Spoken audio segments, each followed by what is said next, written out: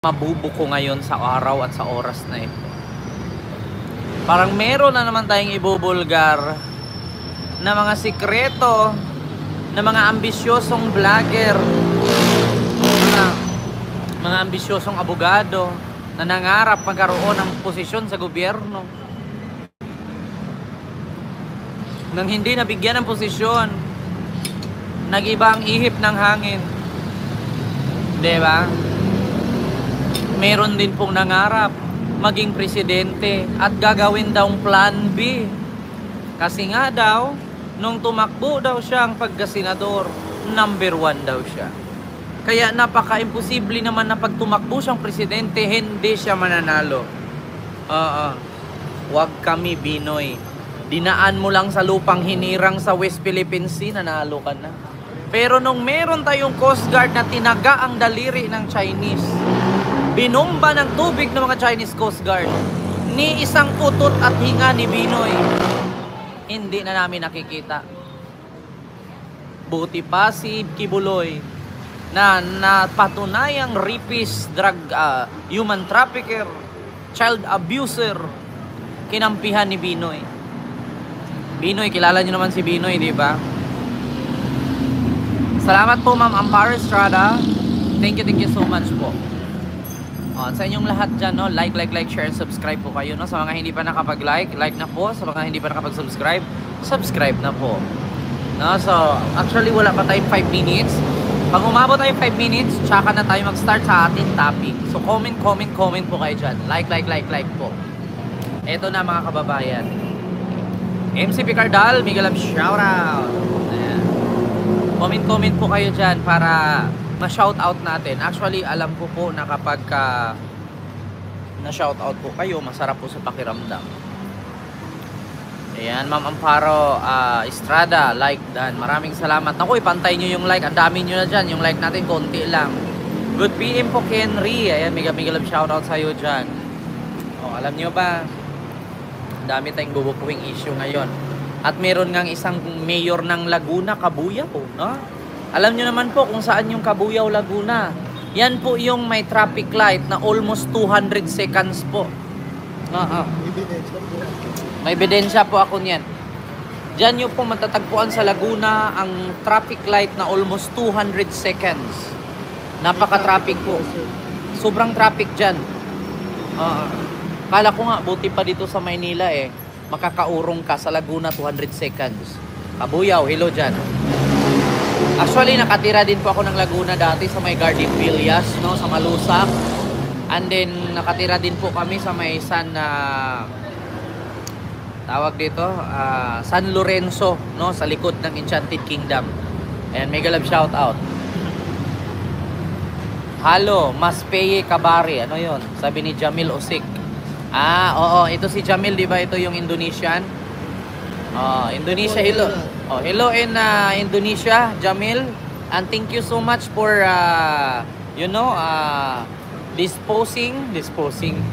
Thank you so much for giving a chance of one of our kababayan, Mary Jane Biloso. Thank you so much. And the government of Indonesia. And especially our President, Bongbong Marcos. Thank you so much, Mr. President.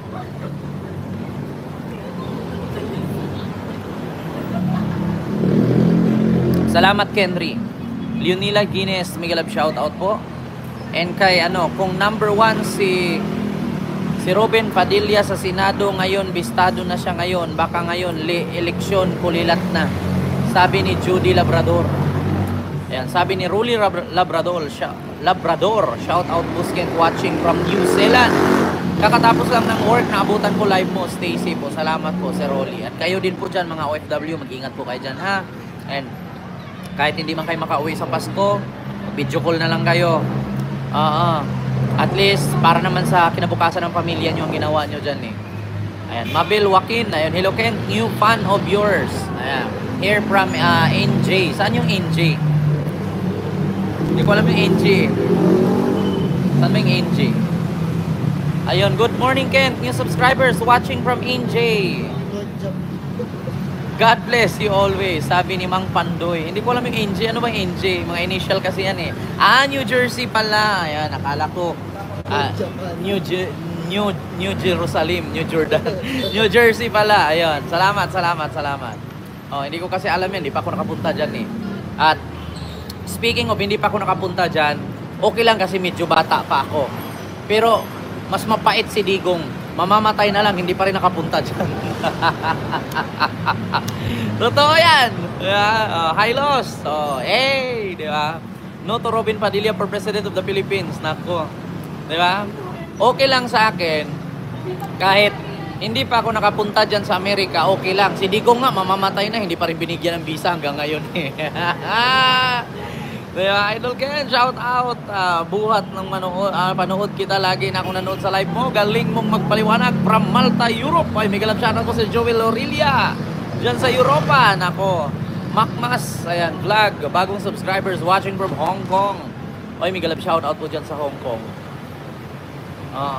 Malapit, sabi ni Mabil Joaquin.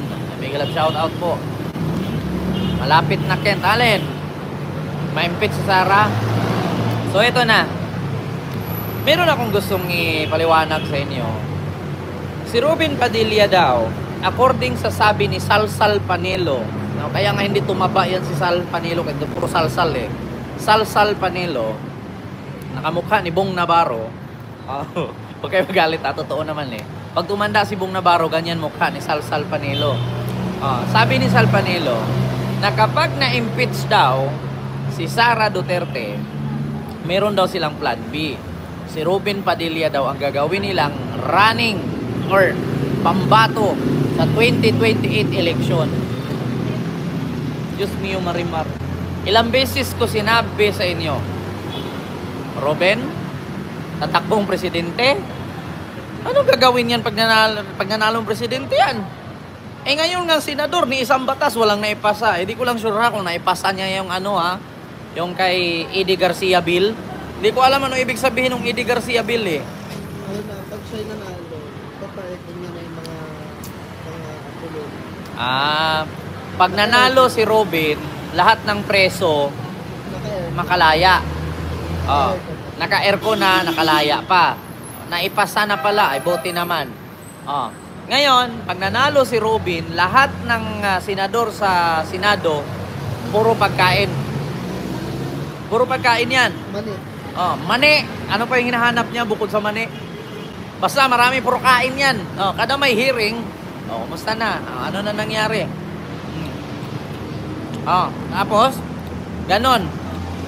Lahat ng senador, pag siya nanalo, may supply pagkain. Kasi laging naghahanap pagkain. Mariel, huwag mo ubusan pagkain si Robin. Yung tinusok mo glutadrip, ibili mo pagkain, bili mo mani. Nako, gutom na gutom yung asawa mo kaka-duty sa Senado, tapos puro hanap pagkain. Diba? Sel Ordanes, may galap shoutout sa iyo ma'am. Sir Antonio Agate, Robin Padilla, Padilla Pat Zero dito sa amin sa Ilocos, Solid North PBBM. Salamat po. Pag nanalo si Robin, dami ng glota. Ultimo office of the president. Pwede ka na maglota drip. Sino ang presidente? Si Robin Padilla, wag na. Pag si Robin nanalo, siguro magmukbang lahat sa Senado. Ang ganda ng na yan, Ma'am Jima, Tamani Channel. Ang ganda ng tema na yan, di ba? Pag si Robin manalo, lahat may pagkain sa Senado. Parang matalo na si Cynthia Villar niyan. Kasi si Cynthia Villar, yan yung senador na ayaw ng Anli. Yan, naalala niyo si Cynthia? Ayaw ni Cynthia ng Anli. Nagsayang daw. Ayan. Di ba? PBBM lang malakas, idol pang Cagayan. Ay, salamat po si Romel Matias. Nako. At ito na, gluta mukbang suklay bigote. Anak ko, pag nanalo si Robin, yan lang ang pinakauna-unahang presidente na nag-live ceiling.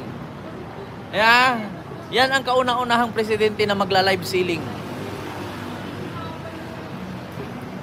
Totoo lang mga kababayan, noon ko pa sinabi sa inyo, ito, simpleng paalala lang to. Kapag kayo po boboto, Huwag nyo pong sayangin ang boto ninyo bilang Pilipino.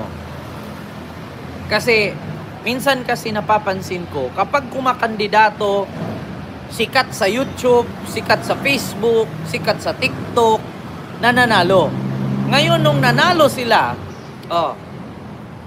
walang ginawa, kundi puro pachoy-choy, puro papogi. Kapag nasa Senado, nagbablog. Kapag nasa Senado, nagla-live. Walang nagawang batas, palpak. Di ba? Huwag nyo nang iboto yung ganyan, katulad kay Manny Pacquiao. Sikat, magaling magboxing. Tumakbong senador. Nung nanalo, binomba ng China Coast Guard ang mga Pilipino Coast Guard doon sa West Philippine Sea. Anong ginawa ni Manny Pacquiao? Nga. Kaya nga sabi ko sa inyo, pag si Manny Pacquiao, sikat, kilala, pag binoto nyo yan, kapag ginera tayo ng China, anong gagawin ni Manny Pacquiao? Gagamit ng kamao? Susuntukin niya yung mga bala na sasalubong sa kanya? Di poga na yan. Sabi ko sa inyo, huwag nyong iboto yung mga kumandidato na puro kwento. At iwasan ninyong iboto yung mga politisyan na puro pangako. Sabi ni Digong, oh my God, I hate drugs. Kaya iwasan ninyong iboto yung mga politisyan na sikat sa TikTok, yung kumakaldag-kaldag. Pag nanalo yan, anong gagawin sa Senado? Kakaldag-kaldag? Walang kwenta. Katulad kay Robin Padilla. Tumatakbong senador. Tapos nanalo. Walang kwenta, puro kain. Ngayon, sunod, 2028 election, tatakbong presidente. Pag nanalo yan, tapos girahin tayo ng China, anong gagawin niya sa bala ng China? Mag-action star siya doon? Tatambling-tambling siya. Anong gagawin niya? Sasalubungin niya yung bala. Tapos, sasabihin niya, kapag merong ganito, mga tol, wala kang talo. Gaganon lang. Di ba? So, ano mangyayari sa Pilipinas pag nanalo si Robin pagka-presidente? Mga tol, mag-inom ka ng Robos, tol.